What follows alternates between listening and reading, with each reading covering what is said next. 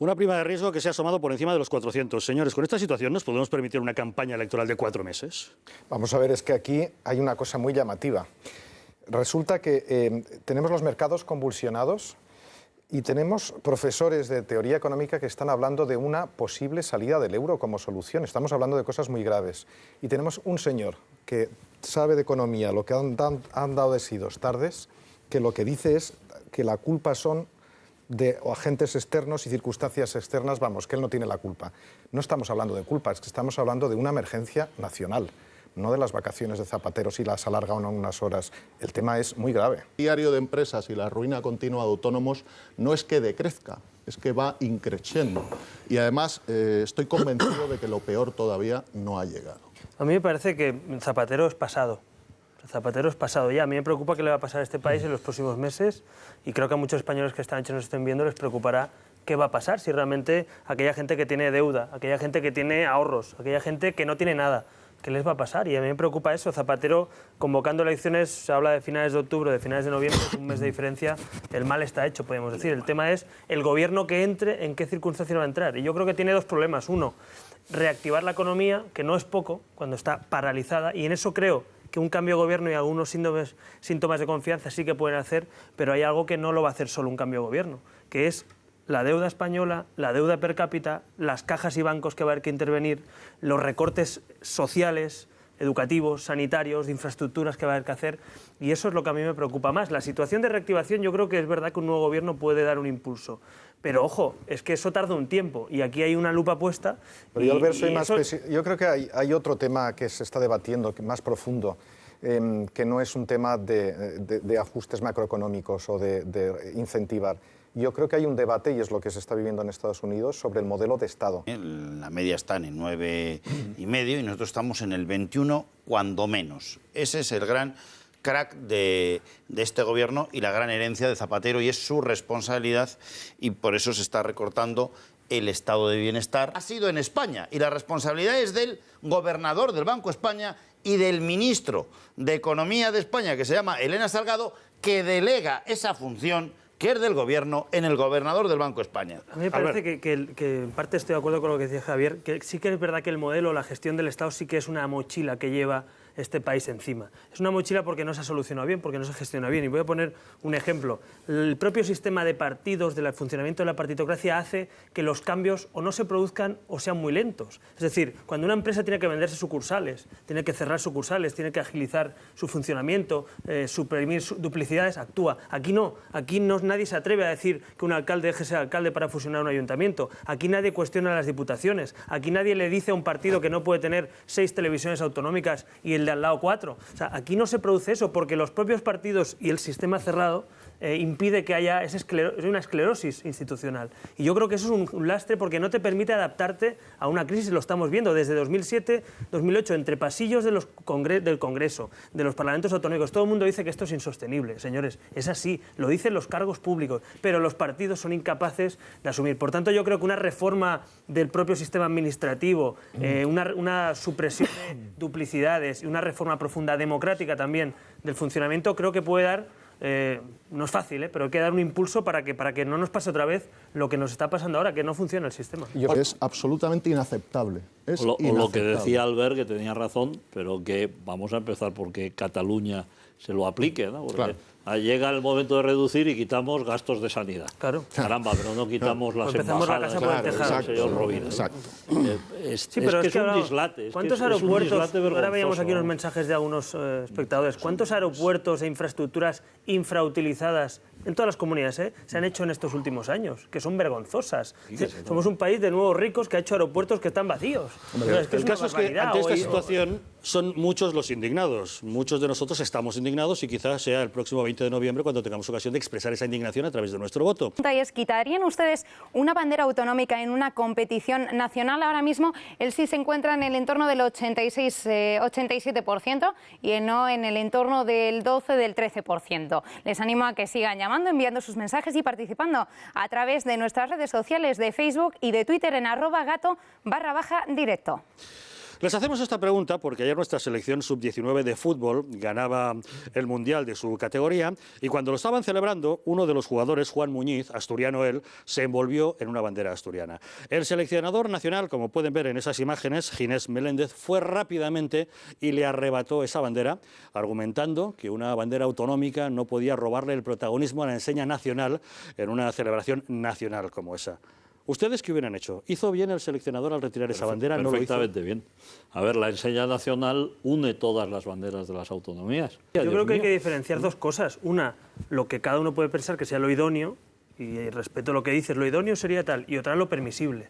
Yo lo diferencio. ¿Es permisible que un símbolo del Estado, porque una bandera asturiana, catalana, valenciana son símbolos del Estado en cada una de esas comunidades, esté presente en una celebración? Yo creo que sí. ¿Es recomendable o no? Bueno, pues quizá lo lógico es, como decías, que una a todos. Pero el hecho de retirarla y de censurar eso, me parece que eso sí que alimenta la polémica. Porque para mí una bandera asturiana, una bandera catalana y tal, son partes del Estado. Es más, algunos que luchamos ferozmente desde el punto de vista democrático contra las ideas independentistas, aquellos que quieren dividirnos y levantarnos fronteras, reivindicamos que uno de esos símbolos autonómicos, que nadie se equivoque, no son de los nacionalistas, son de todos los españoles y de cada uno de sus regiones autonomías. Por tanto, yo creo que la polémica se puede alimentar en todo caso por una retirada. Pero, Albert, hemos visto a Villa, hemos visto a Villa con la bandera asturiana y nunca pasó nada. No he visto a Vicente del Bosque retirarlo ni a nada decir. No, era recoger la copa. He visto a Villa con la bandera asturiana y me parece normal. He visto a gente catalana con la bandera catalana, he visto a gente valenciana con la bandera valenciana. Yo no le veo el problema. Para mí el problema sería que alguien renegara de la española, o cuestionara, o se la quitara, o no quisiera llevar. Y eso sí que sería cuestionable, decir, oye, no vayas a la selección. Yo creo que es un tema, Albert, sobre todo de estilos. O sea, podemos aquí ahora debatir qué es lo que procedía. Por eso lo idóneo o lo... Pero al final hay una liturgia deportiva y un lenguaje del rito del trofeo y el final del evento que tiene unos principios de educación. Pero quiero decir que Asturias, precisamente, pues ya sabéis que fue el origen de la Reconquista, etcétera, etcétera, etcétera, y embrión prácticamente de lo que es España, ¿no? Lo que está claro es que aquí detrás también hay un asunto disciplinario, que es la verdadera razón por la que el entrenador, de esa manera incluso violenta y un poco descontrolada, le arrebata la bandera. Porque previamente se había dicho que la única bandera que se utilizaba en las celebraciones era la de España. Claro. Y son chavales de 19 años a los que hay que someter a una disciplina como equipo y como grupo. Y por ahí van más los tiros que por la política, sin duda.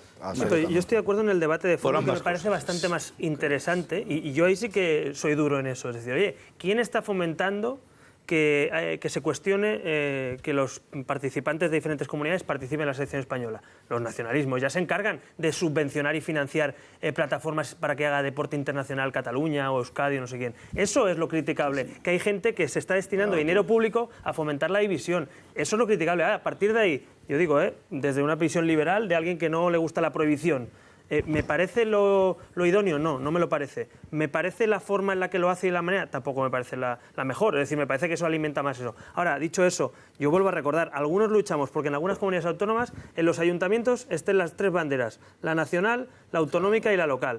Yo que no soy liberal, lo que no entiendo es que no se fomente el amor a la bandera de España, el amor a tu país, el amor a tu patria, eso es nacionalismo y es obligatorio, y los sentimientos no los debe imponer nadie. Que no, hombre, que no, que en estos momentos en los que en todo, en la economía, en la política, en todo, debemos de ir por la solidaridad, debemos de ir por la solidaridad entre las regiones de España. ¿Qué tiene que ver la solidaridad con el amor por una...? Pues empieza por ahí, empieza así, señor. No confundas los sentimientos con la legalidad. Perdón, no los confundo, los que los confundes eres tú. No, yo no, porque te he dicho, te dejo muy claro que yo no voy por sentimientos, voy por Estado de Derecho, Constitución y ley. Tú eres liberal y aquí vale todo. Entonces, como ya soy liberal, ya está justificado pero no impongas, mira, quien quiera llevar su bandera, que la lleve. Vengo de una comunidad que en la educación me imponen a mí un sentimiento y no quiero que a nadie le impongan sentimientos. Quiero fomentar la solidaridad, la igualdad ante la ley, las libertades. Que lleve alguien la bandera republicana, como hay en los... Pero es que la bandera republicana no es un símbolo constitucional. Pero que lo lleve. Pero sí que lo es la bandera asturiana. Pero si da igual, como en el fondo no es la protección a los colores y a la bandera, que lleven lo que no mezcles las dos cosas. Eres jurista y sabes perfectamente lo que estamos hablando. Tú también eres jurista. Por eso, sabes lo que es un símbolo constitucional y lo que no lo es. Han ido empresas que yo asesoro a Shanghái, a ferias internacionales, y cuando les empiezan a hablar a los chinos de Cataluña, de Andalucía, de Asturias, les arman un lío que no saben de qué país les hablan. Porque cuando le dices España, oiga, España es que es el español, y son 23 países que hablan español en el mundo. Y es toda una cultura lo hispano. Es una cultura tan importante en América que es la segunda, después del inglés. No hay otra cultura que lo hispano. Entonces, es decir, no estar orgulloso de la enseña nacional, que también representa lo hispano, porque, oye, en los desfiles de, que nadie se la quita, de la Quinta Avenida, los hispanos sacan la bandera de España, ¿eh? O sea, también la de México, y también la de Colombia, y también la de Argentina, ¿sabes qué pasa, pero sacan la de España. Que ese mismo discurso aplicado a las nacionalidades que algunos consideran y en la educación de algunas de esas comunidades autónomas lleva a que si tú no estás de acuerdo con la bandera que ellos quieren, pues también estás mal visto. Pongo un ejemplo. En Vic, el 11 de septiembre, voy a poner un ejemplo de bandera. Yo hablo de marca de negocio. El 11 de septiembre, Convergencia y Unió, que gobierna allí, ha dicho y ha aprobado en un pleno que va a poner, no la bandera catalana y va a quitar la española, no. Va a poner la independentista colgada de una institución pública. Y se ha aprobado y el Partido Socialista se ha abstenido. Eso es lo que a mí me preocupa, que lo que está pasando en mi país. A mí no me preocupa que el chaval sea español y a la vez asturiano, no, eso me da igual. También me preocupa que mis ayuntamientos... Pero ya sé que eres muy liberal, pero también permíteme una observación, que es con qué poco espíritu liberal en una gran compañía, y estoy pensando en multinacionales del volumen de Walt Disney o General Motors, imagínate que un empleado saca en una convención de la compañía o en una actividad comercial en un viaje y le da por cambiar el ratoncito Mickey o cambiar el logotipo. Eso es sagrado, con departamentos de branding cuidadosísimos. Bueno, estamos hablando de un proyecto nacional, de la historia, una historia que ha costado la vida de muchas personas. Es un proyecto que vale la pena defender y que hay una imposición de banderas que tiene su sentido en la ley.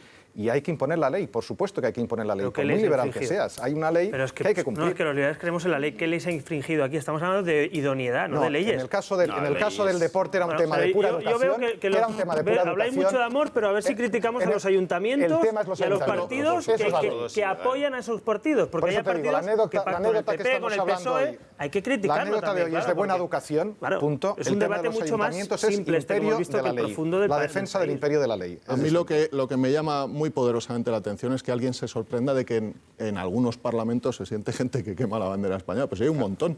Hay un montón de gente que se sienta en parlamentos autonómicos y no autonómicos y en el Congreso y que abominan y aborrecen a España y a sus símbolos, ¿no? Entonces, aparte de ser un despilfarro absolutamente tremendo, intentar vender el turismo de Cataluña, el turismo de Madrid, el turismo de Andalucía, cuando no olvidemos, hablabas tú muy bien. No se entera nadie. Los toros empiezan a estar prohibidos a finales de este año como reclamo de la marca España aplicada a la imagen de Cataluña. O sea, un tema que está prohibido por la ley, que además lo que se llamaban las andaluzas se quería prohibir además su la venta de muñecas flamencas en la Rambla, muy liberal. Esto pero para vender y da igual a Montserrat, para venderlo también. Pero para vender todo esto lo has llegado, lo que voy a contar lo has llegado tú a ver también. En el juzgado de lo social, los juzgados de lo social de Cataluña, de la Ronda Sant Pere, Pera, no sé la pronunciación, perdónenme la pronunciación, yo es que hablo valenciano, no hablo catalán, ya lo sabes.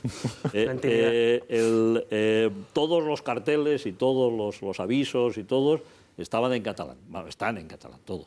Salvo uno, que decía, se recuerda a los señores colegiados que pasen a pagar la cuota. Era por si acaso alguien no lo entendía. Eso estaba en castellano. Pero fíjate tú la paradoja.